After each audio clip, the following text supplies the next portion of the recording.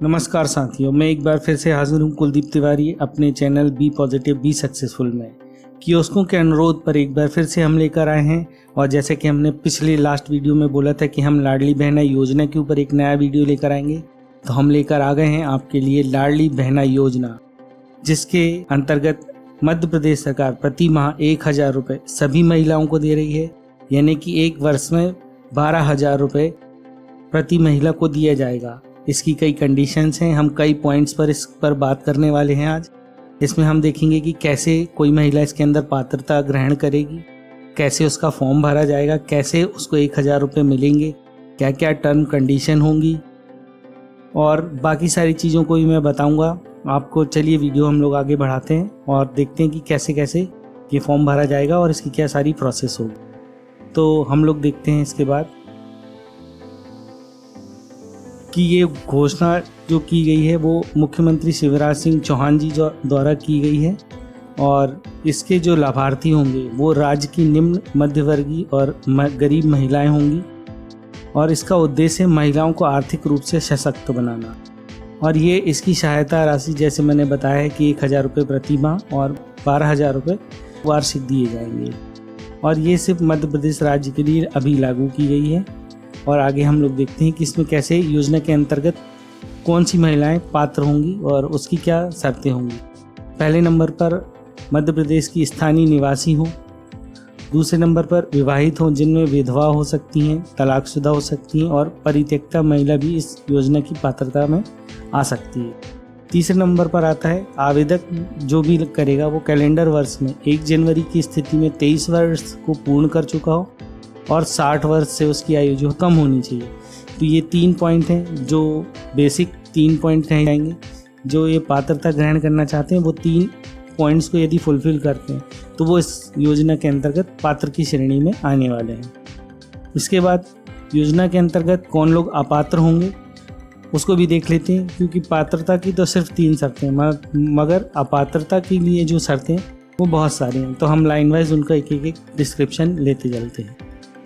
पहले नंबर पर जिनकी परिवार की सम्मिलित रूप से स्वघोषित वार्षिक आय 2.5 लाख रुपए से अधिक हो।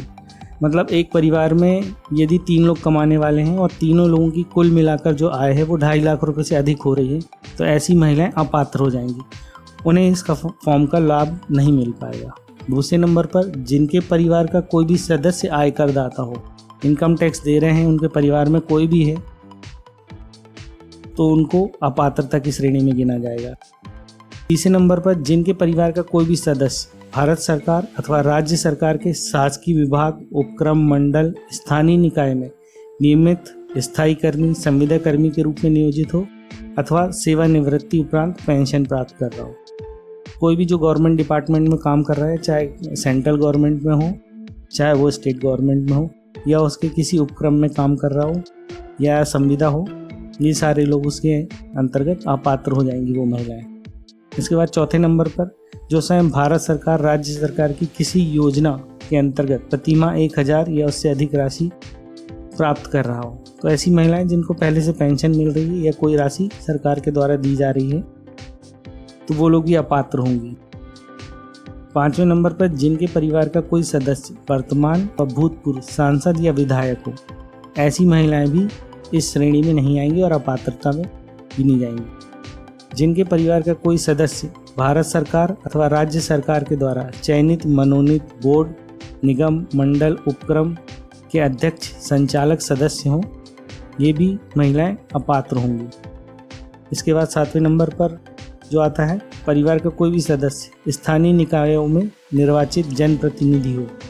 इसमें 2 लोगों को छोड़ दिया गया है, पंच और उप सरपंच को छोड़कर बाकी जो भी निर्वाचित जनप्रतिनिधि हैं उन सभी की परिवार की महिलाएं जो वो अपात्रता की श्रेणी में आएंगी। 8वें नंबर पर परिवार के सदस्यों के पास संयुक्त रूप से कुल 5 एकड़ से अधिक कृषि भूमि हो तो वो महिलाएं भी अपात्र हो जाएंगी।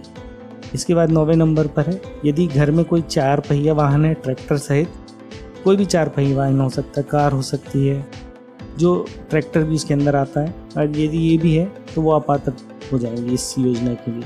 इसके बाद हम लोग देखते हैं पोर्टल पर आवेदन दर्ज किए जाने हेतु क्या क्या अनिवार्यता है इसकी। आवेदन कब दर्ज किया जाएगा? पहला, समग्र परिवार एवं सदस्य आईडी होना बहुत अनिवार्य है, क्योंकि समग्र का डेटा इसमें लिया जाएगा। दूसरे नंबर पर आता है समग्र सदस्य आईडी का eKYC सत्यापन, मतलब परिवार की एक आईडी होनी चाहिए, जो महिला उसकी सदस्य आईडी होनी चाहिए, और उस महिला की सदस्य आईडी का eKYC सत्यापन होना बहुत ज़रूरी है। इसके बाद आता है समग्र आईडी में आयु कैलेंडर वर्ष में 1 जनवरी की स्थिति में 23 वर्ष पूर्ण कर चुकी है और 60 वर्ष से आयु कम होना चाहिए। मतलब समग्र आईडी में आपकी डेट ऑफ बर्थ बिल्कुल सही होनी चाहिए, अन्यथा आपको समग्र आईडी में चेंजेस करवाने पड़ेंगे। इसके बाद बोलता है समग्र आईडी में लिंग जो हो वो महिला हो, मतलब उसमें जो मेल ना डाला हो। कई बार फॉर्म भरते समय कई लोगों का मेल हो गया है, तो उन्हें जाकर इसको सुधार करवाना है कि हमारा जो फॉर्म है वो गलत भरा हुआ है, इसका जेंडर चेंज करके महिला किया जाए। समग्र आईडी को eKYC सत्यापन करने के लिए आप खुद भी कर सकते हैं, MP ऑनलाइन कियोस्कों पर भी जा सकते हैं, CSC पर जा सकते हैं और साइबर कैफ़े से भी करवा सकते हैं। यदि आप थोड़ा मोबाइल जानते हैं तो आप खुद eKYC कर सकते हैं।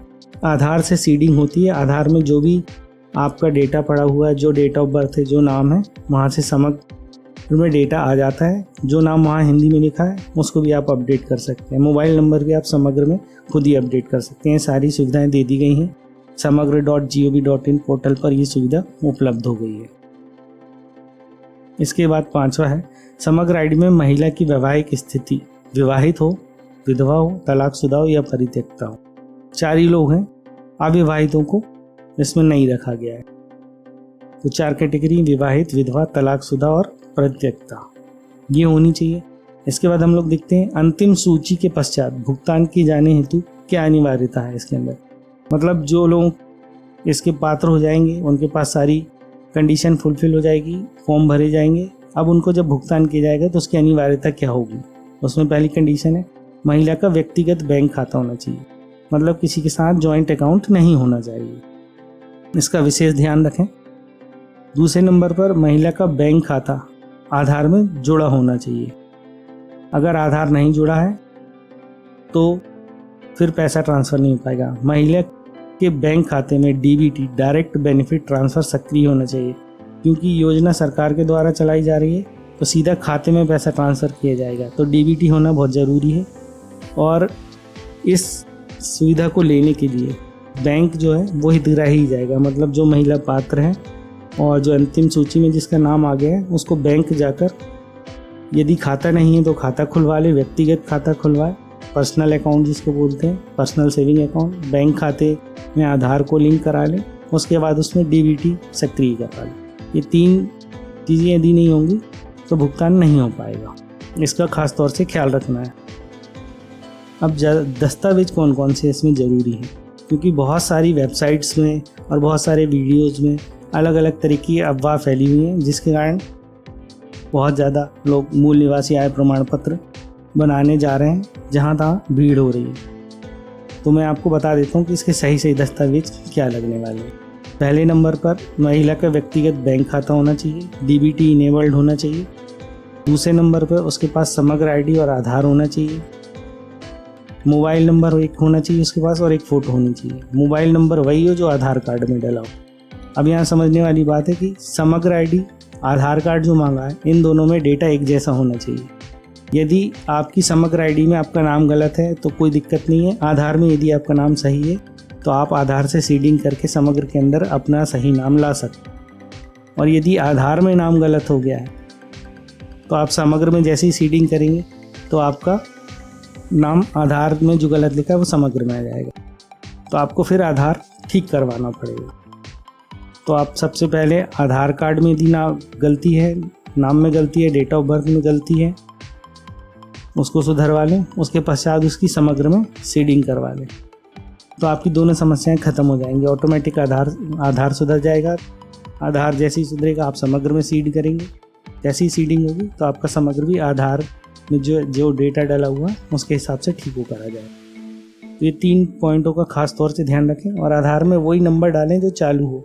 क्योंकि OTP आती है समग्र की जब eKYC करते हैं। तो पहली समग्र में जब eKYC होगी, यदि इसमें मोबाइल नंबर नहीं है तो वो आपको मोबाइल नंबर डालने का ऑप्शन दे देगा, जिससे आप अपनी समग्र की OTP तो ले सकते हैं। मगर सेकंड होता है आधार से सीडिंग।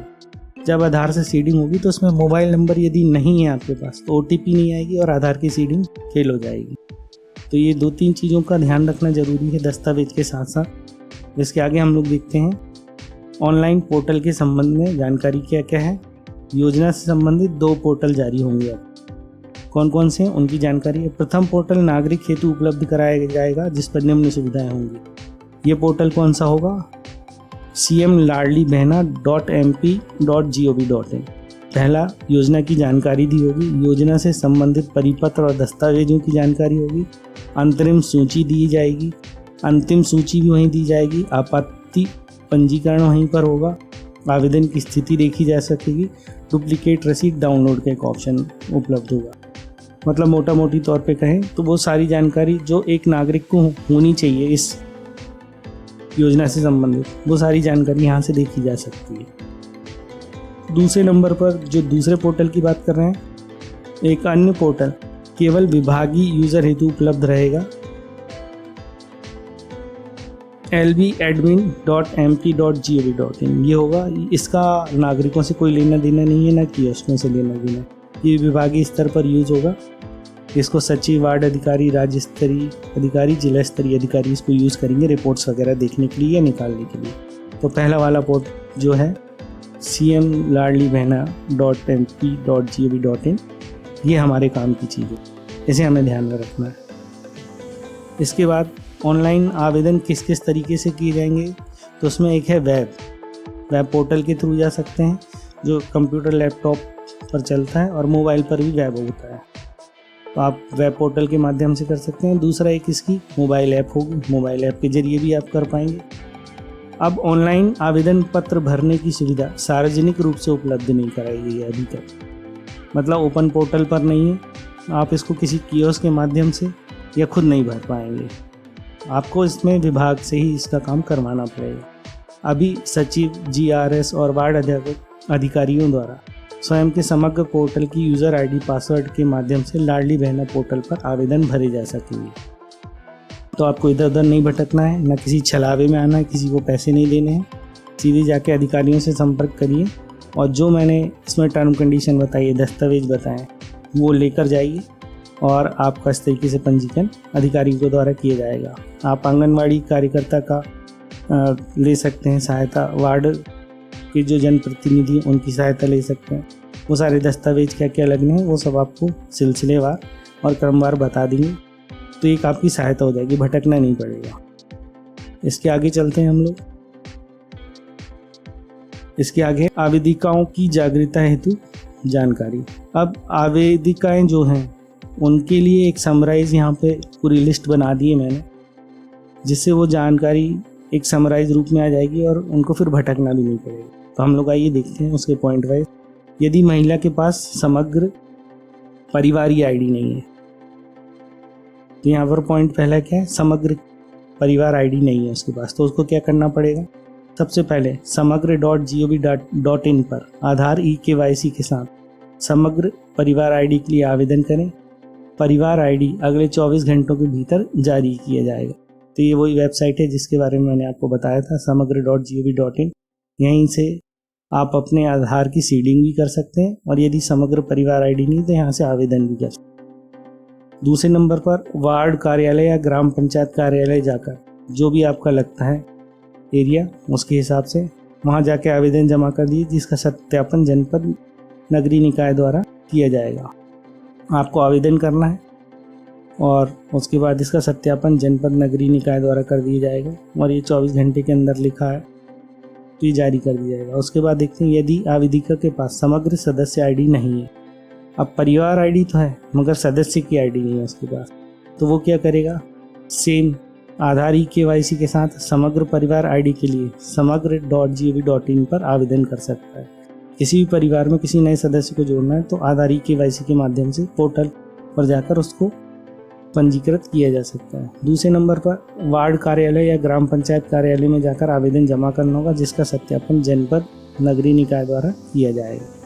ये दूसरे नंबर का पॉइंट। उसके बाद तीसरा पॉइंट है, यदि समग्र आईडी ई-केवाईसी सत्यापित नहीं है। अब समग्र आईडी तो है, परिवार आईडी भी है, सदस्य आईडी भी है, मगर उसके अंदर ई-केवाईसी नहीं है। तो ई-केवाईसी करने के लिए क्या करना होगा?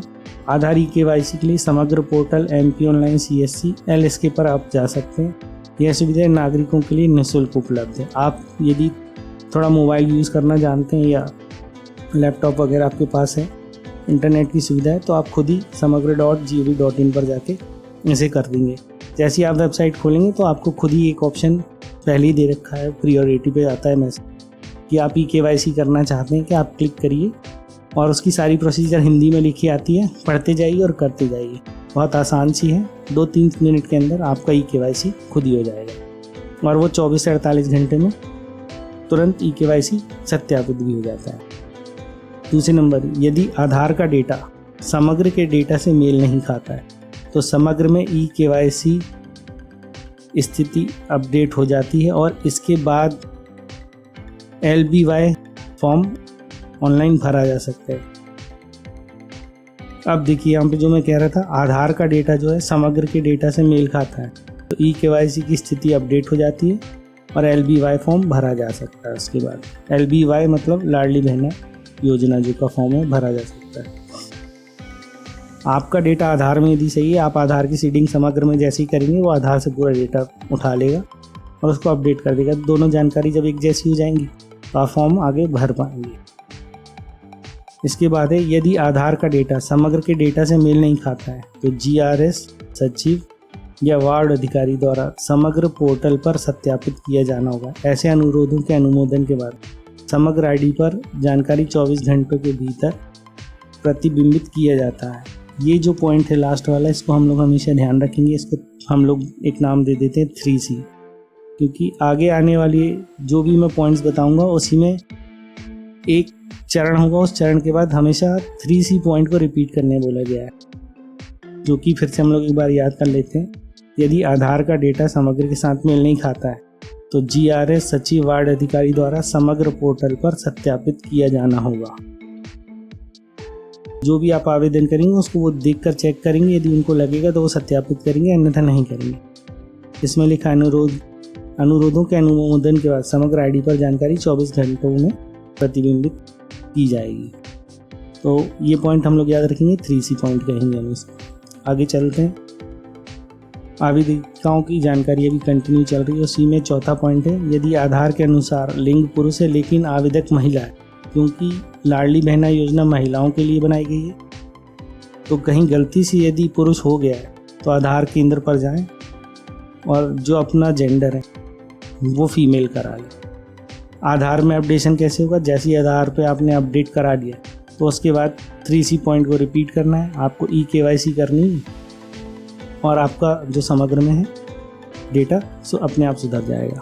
5वें नंबर पर है, यदि आधार में डेट ऑफ बर्थ गलत है परंतु आवेदिका निर्धारित आयु वर्ग 23 से 60 वर्ष के बीच में आती है, तो उस केस में भी क्या करना है? डेट ऑफ बर्थ सुधरवाने के लिए आपको आधार केंद्र पर जाना है, डेट ऑफ बर्थ अपडेट कराइए, उसके बाद आइए ई-केवाईसी करना है। उसके बाद सिंपल सी बात है, ई-केवाईसी करवाइए, आधार सीडिंग करें समग्र में, अपने आप आपकी डेट ऑफ बर्थ बदल जाए।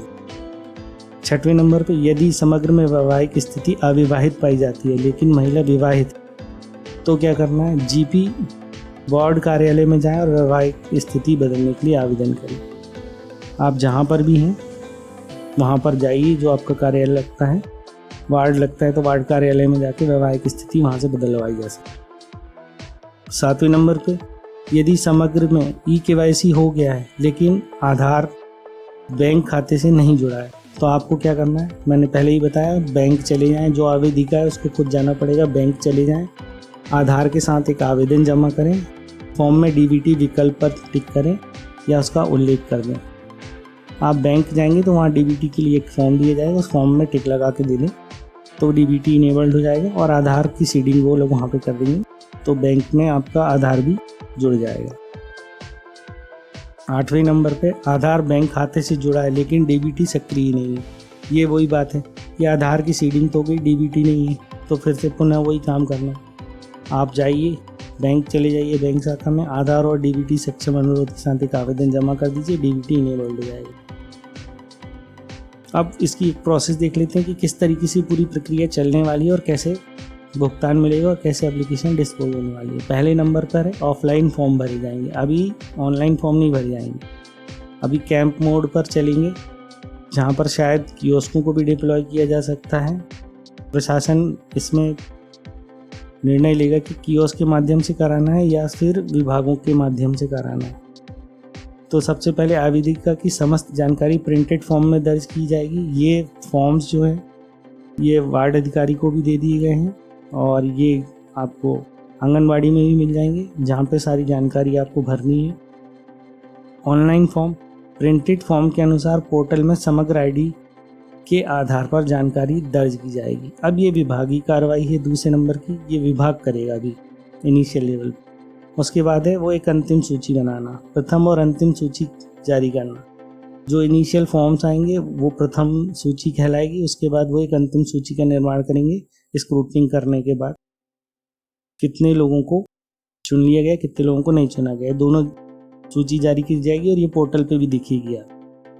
चौथे नंबर पर आपत्ति प्रबंधन, ऑनलाइन एवं अन्य माध्यम से दर्ज आपत्तियों का समिति द्वारा निरीक्षण और निराकरण किया जाएगा। एक समिति बना दी जाएगी। जो आपत्ति दावा होगा कि मुझे रिजेक्ट कर दिया गया है मगर मैं इसकी पात्र हूँ, इसके लिए आपत्ति दावा किया जा सकता है, वो भी एक सुविधा इसके अंदर रहेगी कि आप अपना दावा पेश कर पाएंगे। पाँचवें नंबर पे है उसके बाद एक आपत्तियों का सब निराकरण हो जाएगा तो एक लास्ट सूची जारी की जाएगी और स्वीकृति पत्र जारी किया जाएगा। उसके बाद लास्ट में मासिक भुगतान है, समस्त पंजीकृत हितग्राहियों को प्रतिमाह राशि का भुगतान शुरू किया जाएगा। तो ये 6 पॉइंट का प्रोसेस है। इसी तरीके से प्रक्रिया चलने वाली है और अभी ऑफलाइन मोड में है। भविष्य में हो सकता है कि ये ऑनलाइन मोड में भी आ जाए और हो सकता है ये नागरिकों के लिए भी ओपन पोर्टल पर भी आ जाए, मगर अभी ये जो सुविधा है वो शासन के द्वारा जारी की गई है, वो ऑफलाइन मोड पर ही चलेगी और विभाग के अधिकारियों द्वारा इस फॉर्म को भरा जाएगा। आप सभी को मेरा ये प्रयास पसंद आया होगा। Be positive be successful channel आपके लिए इसी तरीके से नए नए वीडियो लेकर आता रहेगा। आप हमें कमेंट बॉक्स में लिखकर बताइए कि आगे आप और कौन सा वीडियो देखना चाहते हैं और किस प्रकार के और वीडियो आपको बनाकर दिए जाएं, जिससे कि आप ऑनलाइन काम करने में अपने आप को और सक्षम बना सकें। जय हिंद, जय भारत।